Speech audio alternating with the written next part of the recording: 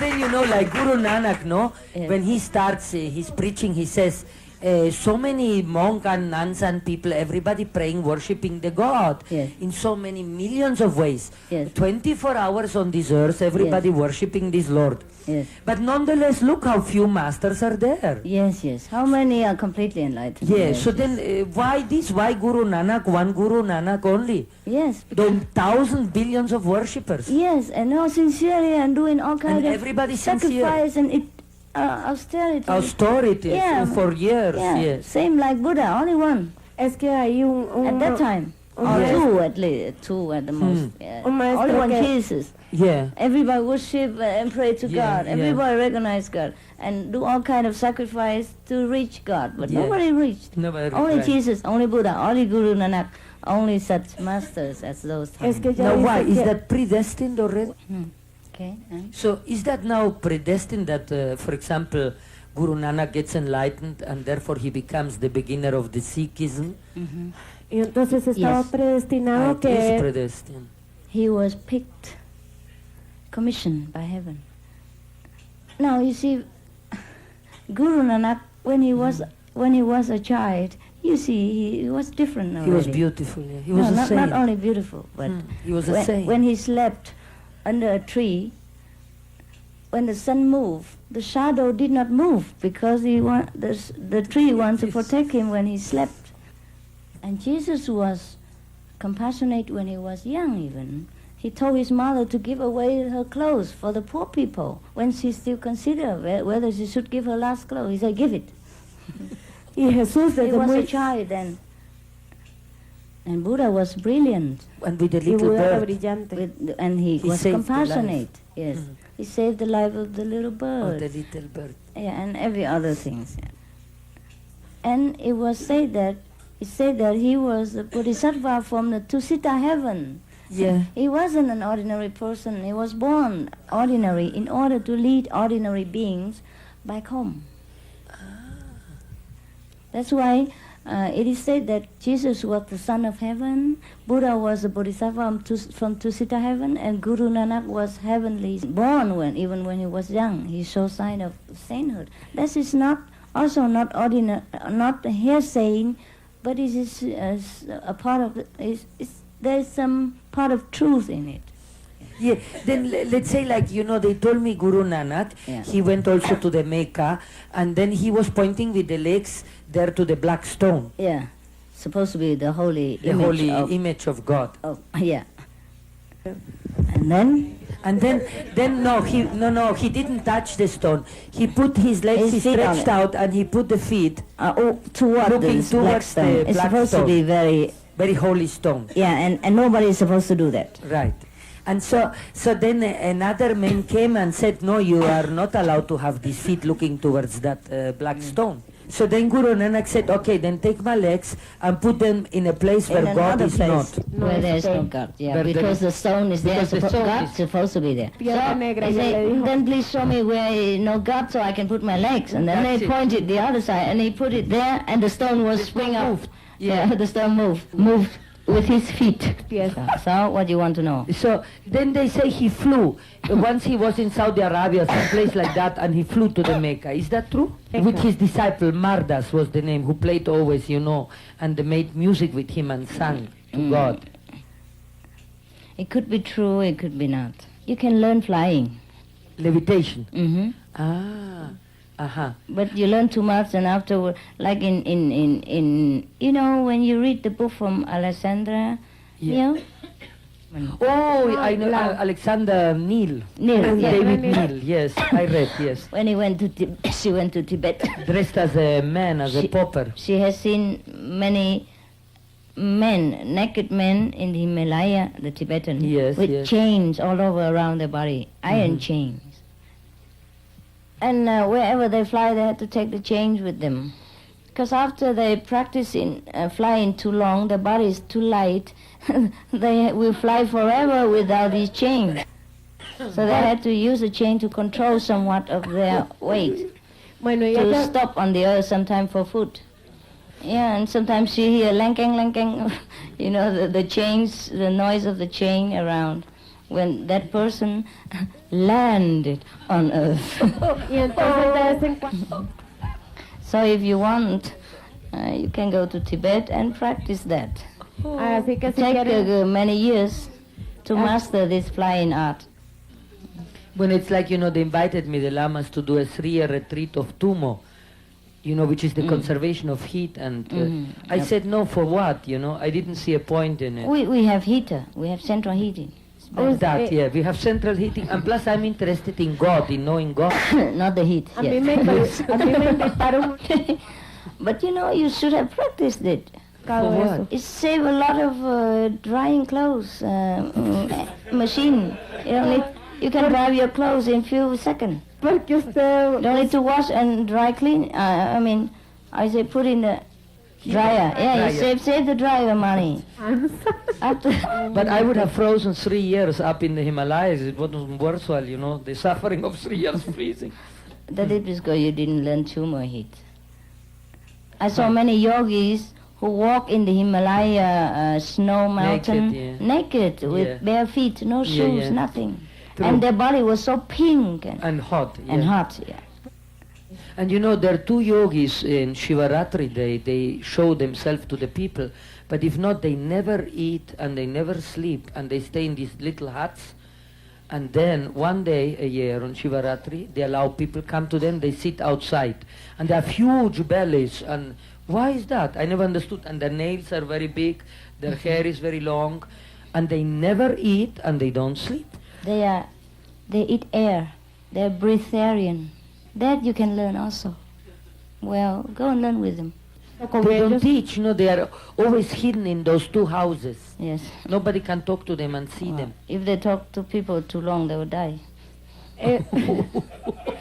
They don't talk. The day they get out, they also don't talk. They just sit there. And the people can watch them for 12 hours, but they don't talk. There's one in Taiwan, a woman, a nun. She didn't eat for 20-some years before she died. Saint Teresa of Germany. Neumann, yes, of Bavaria. Neumann of Bavaria. She Yeah. also did not She eat. had only the ostia. Yeah, a little bit. Yes. Yeah, we can train ourselves outside of the eating habit. In India, I was told one story of a man. He was very ordinary, and he wasn't kind of practitioner or anything. But he drank only a little of salt water every day. That's all. He eat nothing. This is no means spiritual. Our body is very flexible. We can train it in any direction. I once nearly gave up the eating habit, but God didn't want it. He said no. So I had to continue to eat. And you're so little, you consume so little. At that time, I was so, terrified of food even. Yeah. Everything I eat, I feel so Sick impure about it. and sick of it even. And I didn't want to eat anymore, and I stopped for a long time. But then God said, no, you continue to be normal. Otherwise, people come to see you just because you don't eat. Yeah, that's true. En ese, And then they forgot all about enlightenment. They only asked about fulfillment of the stomach. The nun who starved or did not eat in Taiwan, she did not speak also. So then those who seek God, like those are the seekers of God, and they don't care if the master eats or doesn't eat or dress or doesn't dress. I mean, yes, that's they not shouldn't. important at all. They shouldn't. Uh-huh. So, for example, as a bodhisattva anyhow, one has to come back again and again and take a body again and again. But why? Why the Bodhisattva has to come back again and again? Well, that's what they taught me in the Mahayana school, that the bodhisattva comes back again and again until everybody's a Buddha. Yeah, but not every. The Bodhisattvas, as general, they take turn to come.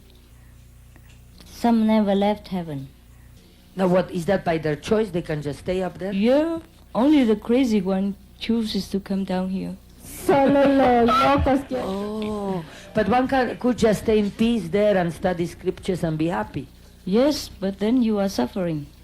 Ah, Without master, true. you suffer Sí, here. sin That's for maestros aquí sure. la gente Oh. So some crazy master had to come down. de abajo. But so in a way the master is already realized when he comes down like you. when you Sure. said. Pero Do you think he blindly come down or he jumped by mistake? So like as a baby, Or like take a wrong bus, perhaps?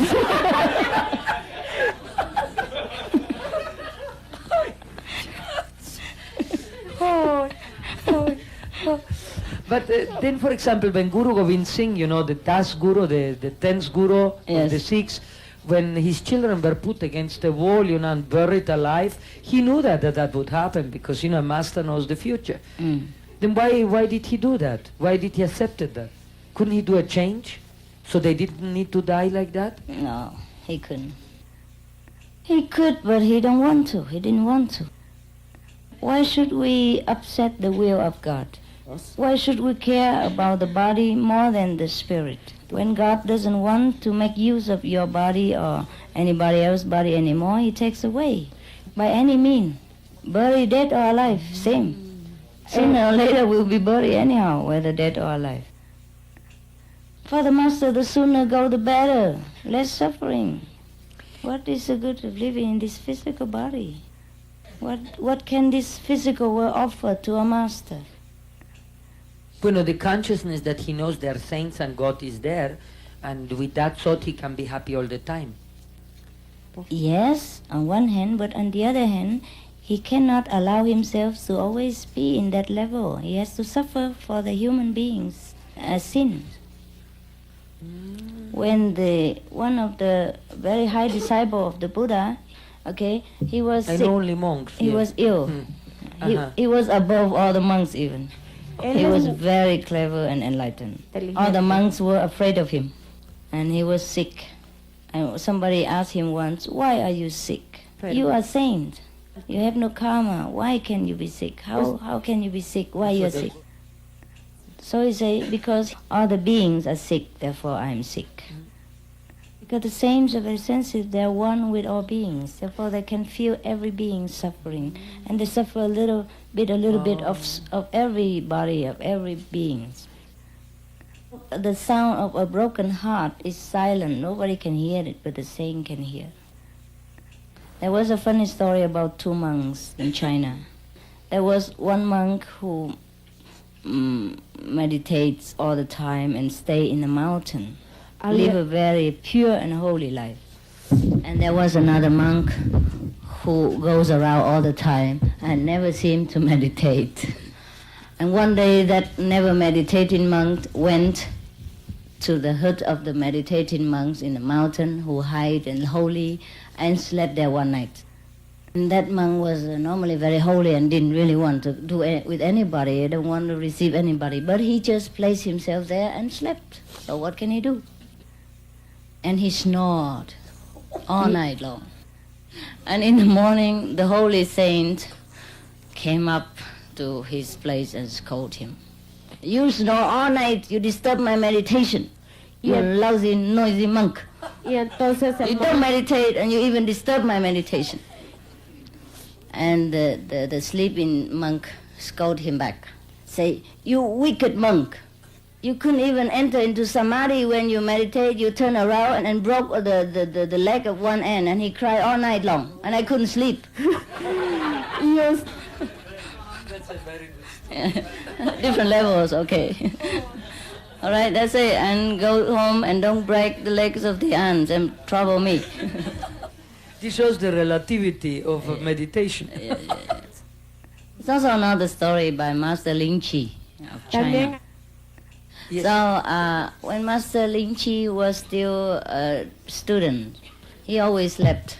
He slept everywhere. Don't imitate, okay? I'm talking about Master Ling Chi. Talk about Master Ling Chi, not you. And then one day he was sleeping in the meditation hall in one corner, and he saw his master came in. And he was pretend to be afraid, so he took his cushion and sleeping back and went to the other corner and hide and sleep again. Continue. The master knew. Well, they knew each other. So the master went straight to the meditation hall and see one monk who was sitting there meditating. And the master kicked him. Say, you sleeping monk, what are you pretending to do? You should learn how to meditate like Ling Chi. Or the monk sat, with all the robe and dignified and sit in front of the Buddha and get kicked in the ass. Burning one incense stick in front, Never moved until the incense is all burnt, but all moved inside. Therefore, Ling Chi was covered, always sleeping back. But the master say Ling Chi was meditating and that monk was sleeping. You durmiendo. understand? It's different levels, yeah, yes. The Linji, he slept, but he never slept. He only slept with the body. His mind always illuminated. Whatever he does, he's always centered in the self. He's never aviated from the center. But that monk sat there like a wooden block, but mind going all over direction and couldn't do anything. So try to be centered and do not criticize people's appearance. The fellow practitioners, some of them are not the way they look. So somebody just asked me what's the difference between the faces and what the different faces people make. Yeah, it doesn't make any difference. If some people follow me personally every day, you will think, oh, what's Master doing? Eating, sleeping, doing nothing. But all the disciples would be reporting different stories and how busy the Master is. 24 hours in different parts of the world. Understand? Okay. So what the Master look like and what the Master does is different things. What the Master looks like is depending on our level. We only can understand the Master when we are up to the Master's level or somewhere near.